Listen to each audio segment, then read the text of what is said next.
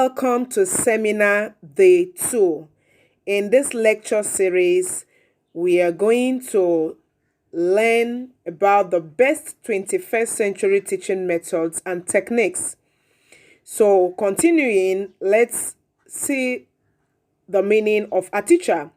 A teacher, also called a school teacher or formerly an educator, is a person who helps students to acquire knowledge, competence, or virtue.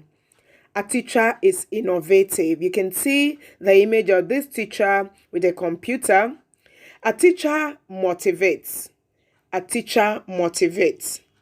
A teacher is dedicated. A teacher is passionate. You can see the image of the teacher with these children, and then a teacher is caring, help out with tasks in class. Then we have classroom designs. You can see these classrooms, their designs are perfect, the colors are beautiful. So children will relax more in such beautiful classroom environment compared to a poor classroom design. Now, section 1, we're going to look at classroom English. Classroom English. Okay, so we start with the greetings. So you come up, good morning, children. How are you today? I am fine, thank you, sir. These are the reply. How about you, sir? I am also fine, thank you. So it could be ma, it could be sir, depending. So your greeting should go down well. Good morning, children. How are you today? Okay, it goes on to talk about their emotions and all that is involved. Then when we come at the prayer assembly, the one we call morning assembly, it's important you form in a line, stand properly, take your hands distance, okay? All these things brings form and order. After the dispatch of the prayer, go to your classrooms in a line. Don't make a noise, keep quiet. Those who are late, stay there. Those who are not in uniform, stand here. So all these orders and routines help orderliness in terms of school procedures. So when you tell the children to form a line, just stand properly, take your hand distance. After dispatch of the prayer, go to your classrooms in a line. Don't make a noise, keep quiet. Those who are late, stay there. Those who are not in uniform, stand here. So this helps you to create order. It helps you to create order in all forms.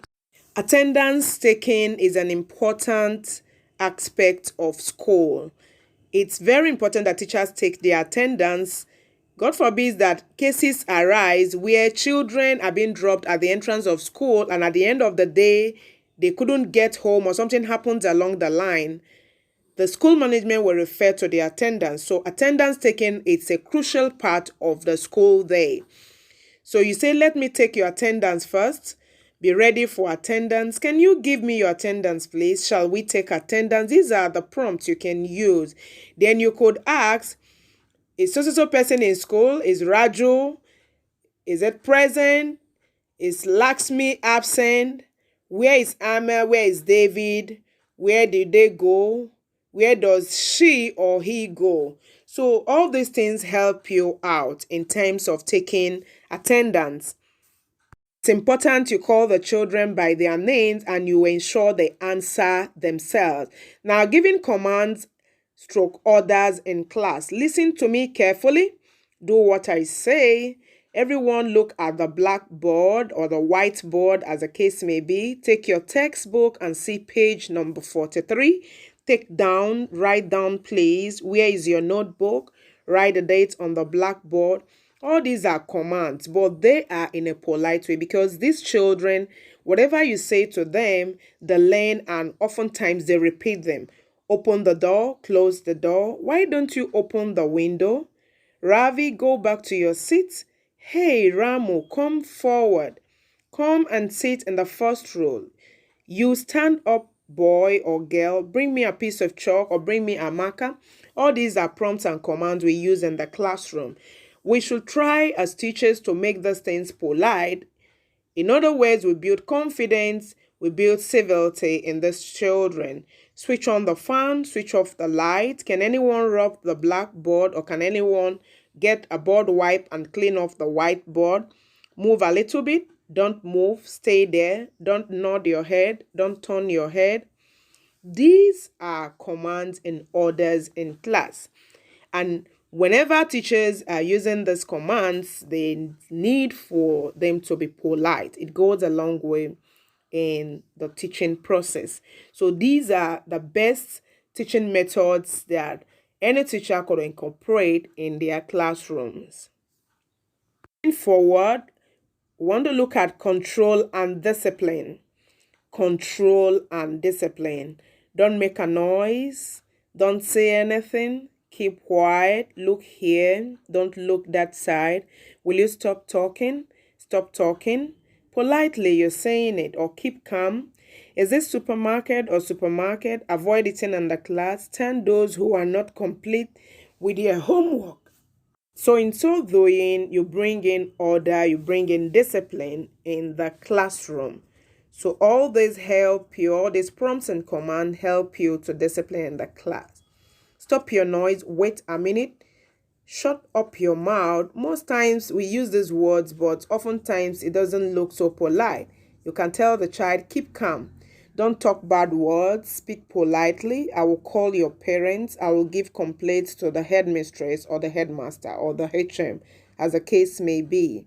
So these are control and discipline commands that we use in our various classrooms. There's need for us to be polite in all this form. Remember, you're dealing with children on the age. So try to come regularly, maintain minimum.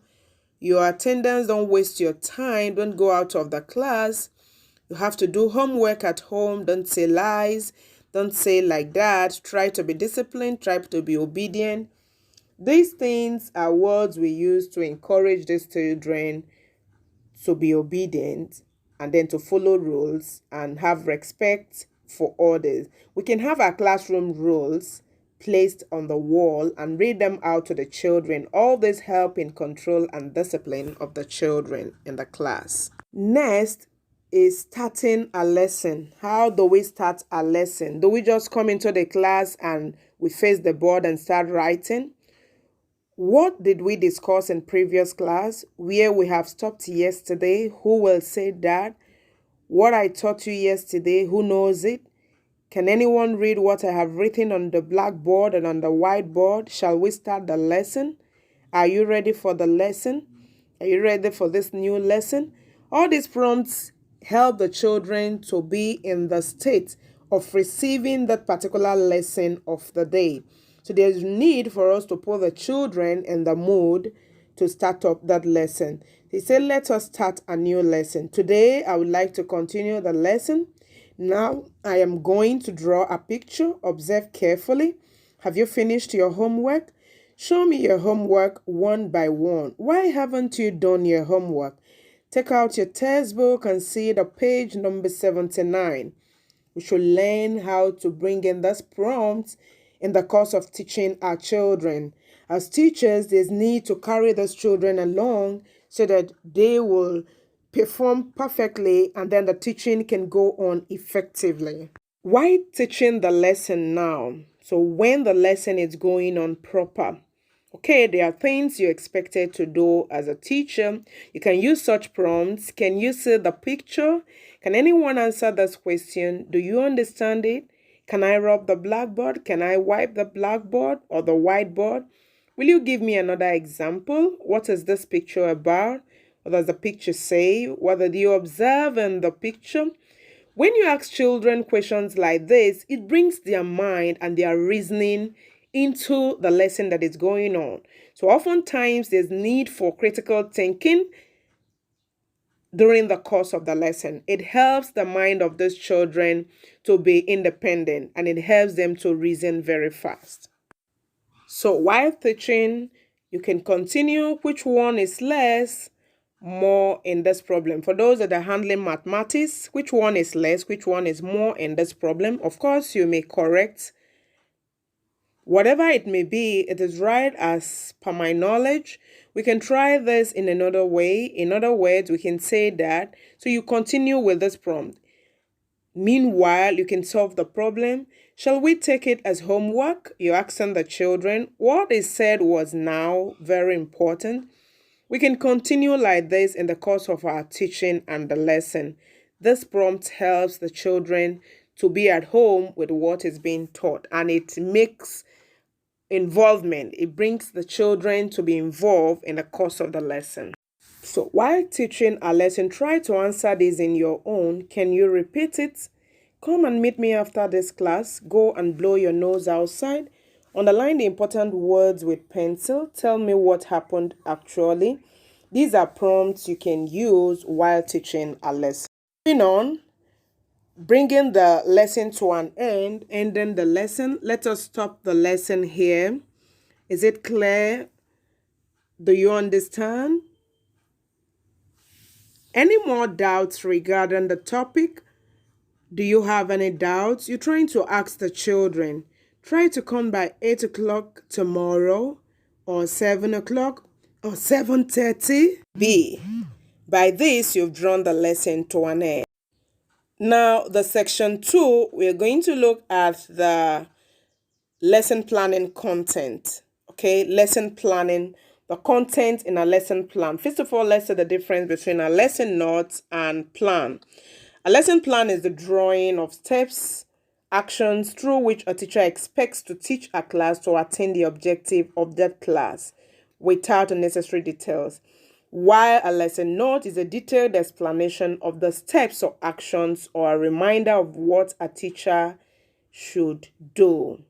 So a lesson plan is a formal plan that details what you are teaching during the lesson, while the lesson notes are notes the instructor writes about the lesson plan. So, but in Nigeria here, we know that most times we draw our plan, then we give the summary of the notes at the end.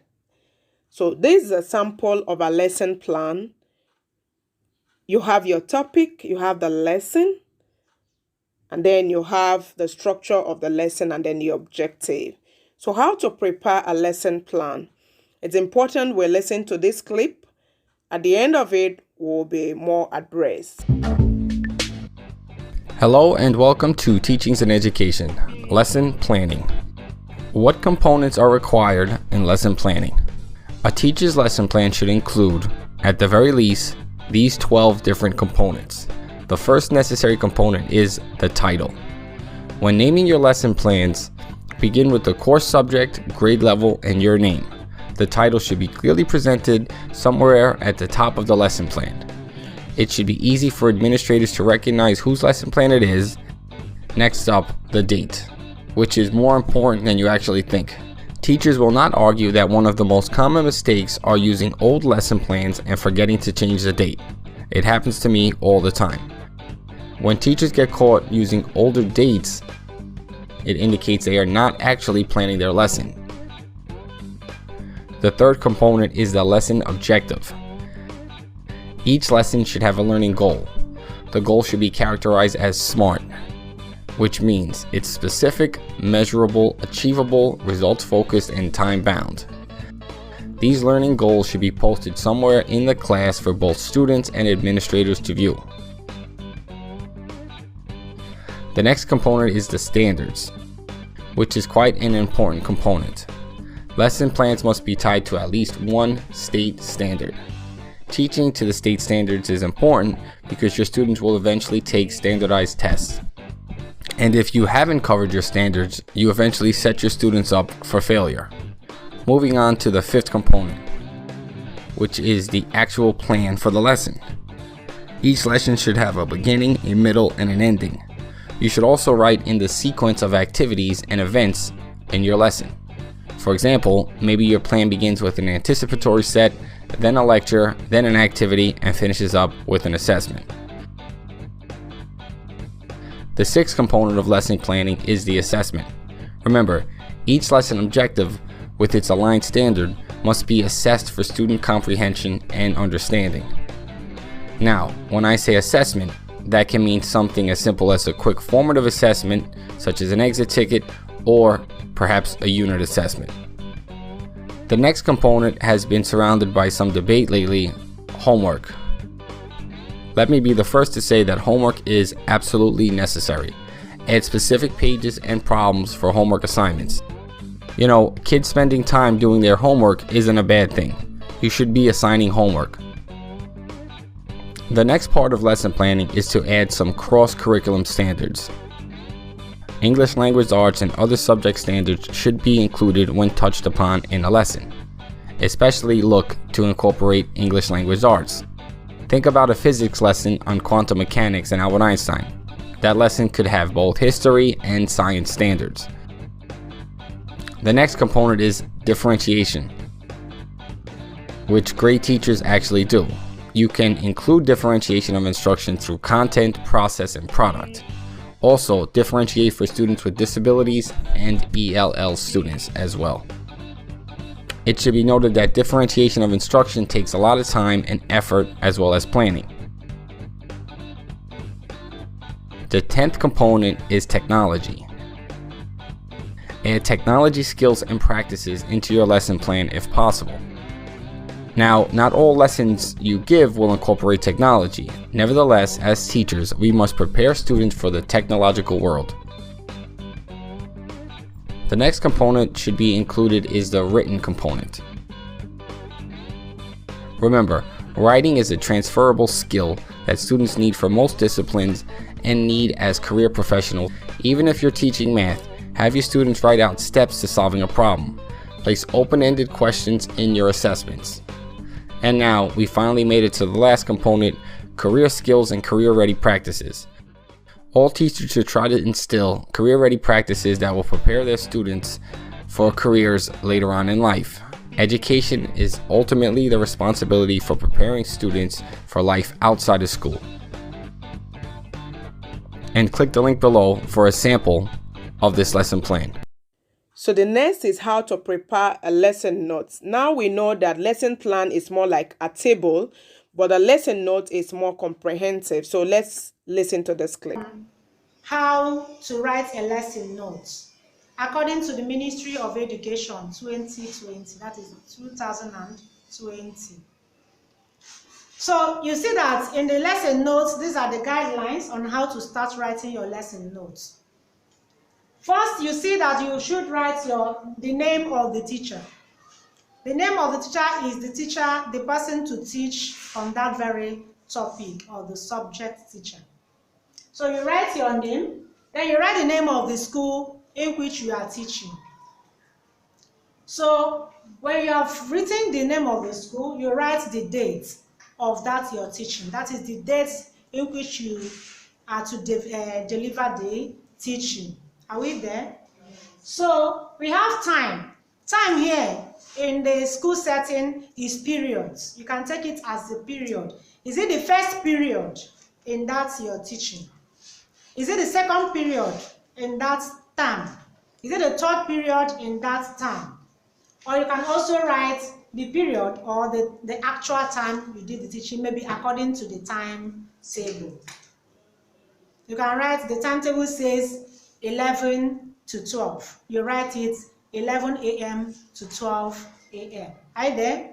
So the duration here is duration. That is the time limit or the time frame. So if it's 40 minutes duration, you write 40 minutes duration. Now, the name of the teacher, Maureen Lucy.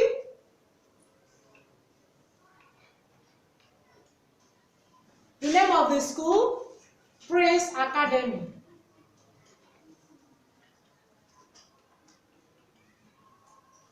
Date, 24th October 2020. Time, first period.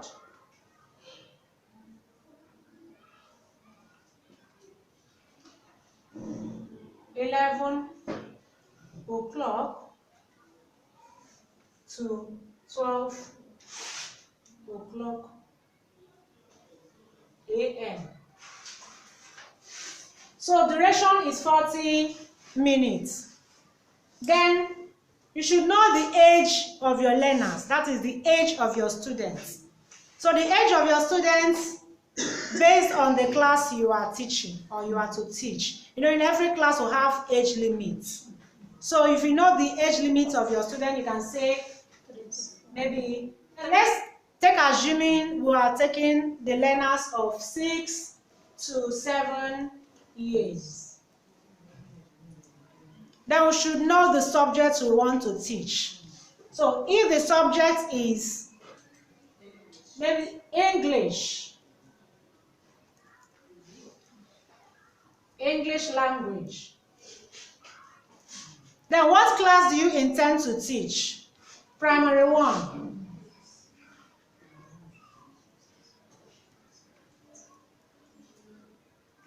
Okay, in this English language you intend to teach, there should be a particular topic you want to teach. You can decide to teach now based on your timetable and based on your curriculum and based on your scheme of work.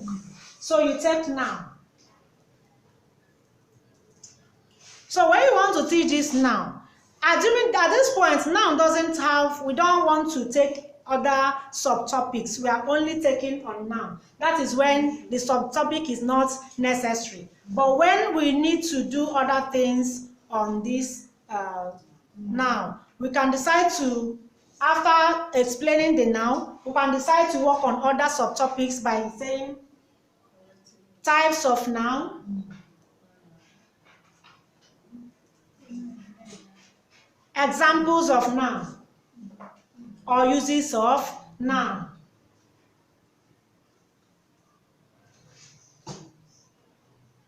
Example of or uses of noun can be your subtopics. So at this point, you have really set your subject and you have set your topic and some topics. Now I know you are preparing to teach this topic, but how do you source your information? Because we know that we are not the originator of most of the informations we give. So your information must definitely be backed up with a reference material. So what is this reference material we see in our lesson notes? Reference material can be your textbook, can be a textbook. And under it, you have to tell us that you sourced your material from so-so textbook. Maybe from Williams textbook, 1992, 6th edition. You quote the author, you quote the year of the publishing, and the content. That is your reference material. Then if it's Google, if you Googled it, if it's Wikipedia, if it's any encyclopedia, anywhere you source your information, please be able to write it under the reference material so that it will not be copyright. So then on your instructional materials, I've told you the examples of instructional materials earlier on my previous contents, but here I tell you also that instructional materials can also be visual and audio-visual. The visual is what we can see. Just what we can see. Vision is what we can see is the visual instructional material. But the audio-visual material is what we can see and also hear. What we can see and also hear is audio-visual material. So, like example, films. Maybe films is what you can hear and also see, so it's part of audiovisual. Then pictures is visual material, you can only see them, you cannot hear anything, and so on and so forth. These are part of the examples of instructional material. Then we also have other parts of examples of instructional material, like I earlier mentioned.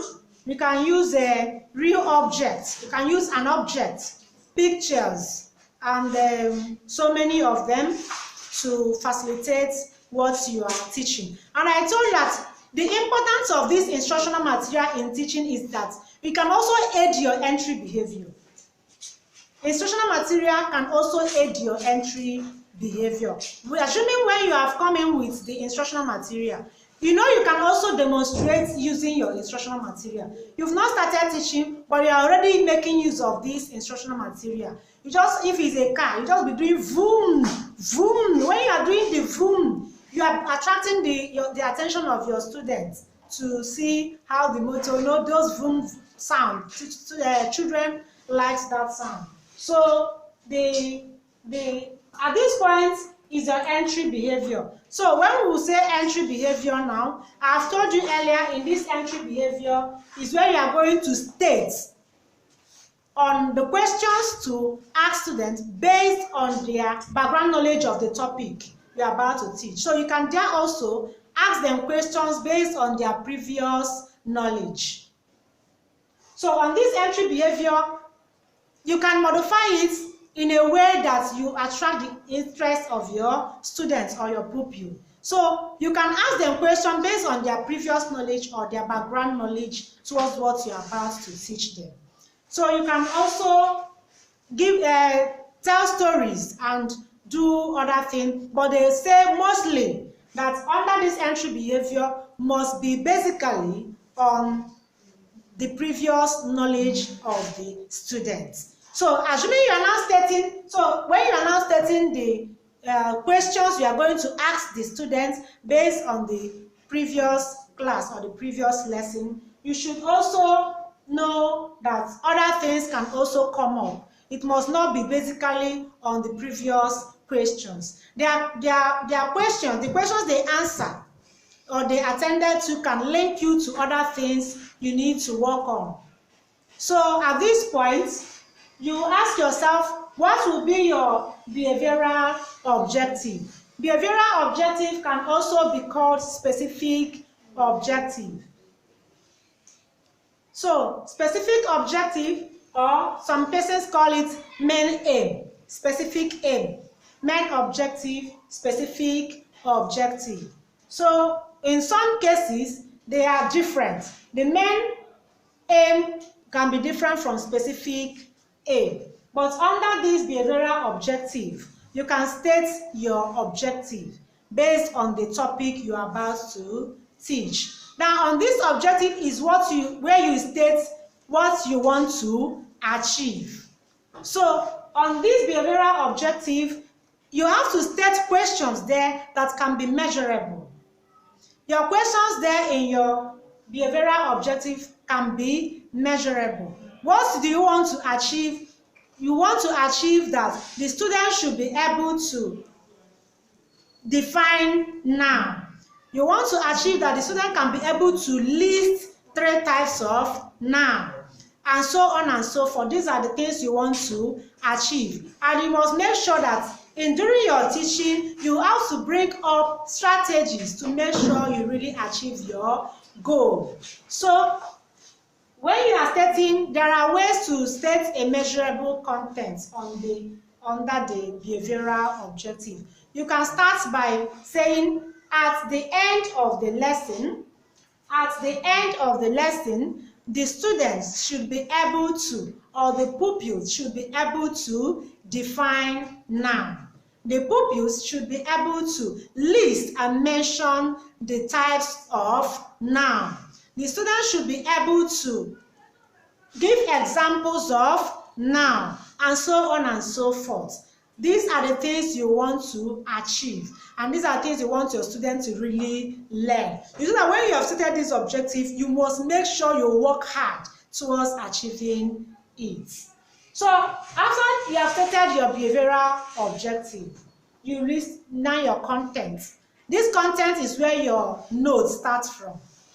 Are you getting it? This is where you develop your notes step by step. So under this content, mostly the first thing to write in your notes is the introduction. That is where you are introducing the topic. So at this point, you can tell us, you can share with, you can plan on how you want to really introduce this topic. How do you want to introduce this topic? We know that here on your entry behavior, you have really asked them questions based on the previous lesson. But here during the introduction, you can also do other things. You can there at this point also introduce the topic by storytelling. You can also introduce the topic by demonstration. You can also introduce it by making use of your instructional material, or maybe displaying your instructional material for the student to identify. So you can ask them, what am I holding? What am I holding in my hand? They will say, you are holding a marker. Okay, and today we are going to talk about noun. Are you getting it? Now, what is a noun? So, at this point, you are really doing this just to induce the interest of the student towards the topic you are about to introduce. Are you getting it? During your introduction, you are inducing the students towards the topic you want to introduce. So you are trying to captivate their interest. And when you are done captivating their interest towards this topic, the next step is the teacher's activity. The next step is what? The teacher's activity. Now, we know that in education, we should know it now that in every step of your lesson notes, when you start your content, it should come step by step. Your content should come step by step. Like this introduction should be your step 1.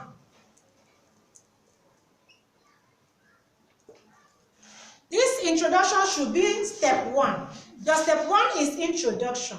And on this introduction, you are trying to do things to introduce the lesson.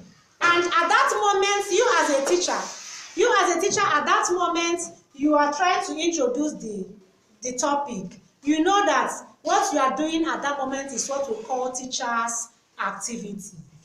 Teacher's activity. So this teacher's activity is the activities of the teachers during that particular step. The teacher's activity during that particular step. That is what are going to be my activity in the step 1 during my introduction. So when you have done that, now you can introduce the lesson by defining noun. Then, what were the students doing when the teacher was really defining noun? That is the student activity. So there, in that student activity, you can say the students listen to what the teacher is explaining or defining and take note of it. Then, when you have mentioned the students' activities and the teacher's activity, you see that at this point the teacher and the student is really working hand in hand to make sure the goal is being achieved. So it is telling you that in every step of your lesson notes, so at this step is step 1, introduction. Your step 2 can be what? The types of noun. That is based on the subtopic. The step 2 can be types of noun. You can have your step 2 as the types of noun. Types of noun. Then, in this type of noun, what was the teacher doing or saying on this step 2, types of noun? You now write again, teacher's activity. The teacher introduces listed the types of noun and explain them as so thing. Then the teacher will explain the types of noun, compound noun, simple noun, and the rest. Are you getting it? So then the students, what were the students doing at that stage 2 when you were listing the types of noun? The students listen, ask questions, and answer questions of from the teacher. Are you getting it? So this is the students' activity in this stage 2. So I'm trying to tell you that in every step of your teaching must have teachers' activities and students' activity. It means that these two parties are really working together to achieve it. But when there is no teacher's activity or student's activity, it means it is one-sided. The students are not carried along. They're not carried along. So you have to bring students into your teaching. Then, when you are through with your teaching, you have really taught on the steps you have listed. Then you do what the last part of teaching is called evaluation. You evaluate your teaching. Then you now ask the students at this point the questions based on what you taught them. You ask them questions on what you just taught them. Now, this evaluation question is used to assess the performance of the teacher. That is, you are assessing yourself, or maybe a supervisor is assessing you. Are you getting it? The supervisor is also assessing you based on the responses you get from the student. So if the responses of the student is poor, it means that your teaching performance is also poor. But if the responses is very high, that is very interesting, it means there is a kudos to your teaching. So in everything, you have to make sure that you are teaching your students in a way they should be able to understand, memorize, and be able to answer questions. Are we there? So summary and closure comes after your evaluation. When you have asked and the students have answered your question on evaluation, you can decide to close your lesson. Like I told you earlier, you can close your lesson in many ways. You can close it by giving a summary of your teaching. Quick summary is always important because at that point it refreshes the interest of the students. You can state it by saying the teacher closed or ended his lesson by giving a summary of the main points of the lesson. Then that is your closure. You close by giving a summary, which is always the acceptable one, to close with a summary. Then on assignment, after you have closed, then you can also close by giving the students notes, a detailed note on the board. You can write a detailed note, and this is the way you want to close your lesson, by writing a detailed note on the board. Then you can also give them, then after the closure, you now give what? Assignment. You give assignment. After your closure, you give assignment. So at this point, you see that assignment is written separately as the important thing. It is very important to do or to give assignments in your teaching. So no matter how you teach, you have to assess the student by also giving them sense of belonging, give them assignments to write at home, so that it will keep them busy and also refreshing their memory towards the next class. Are we there? So, and this, when you are able to do this, you will be able to achieve a lot in your teaching and learning situation. So that's a long one on lesson note preparation. Next, roles stroke importance of assessment. What role does assessment play in the course of teaching? So assessment is an integral part of instruction. It helps to determine the goals of education and ensure they are being met. Let's listen to this clip on rules of assessment.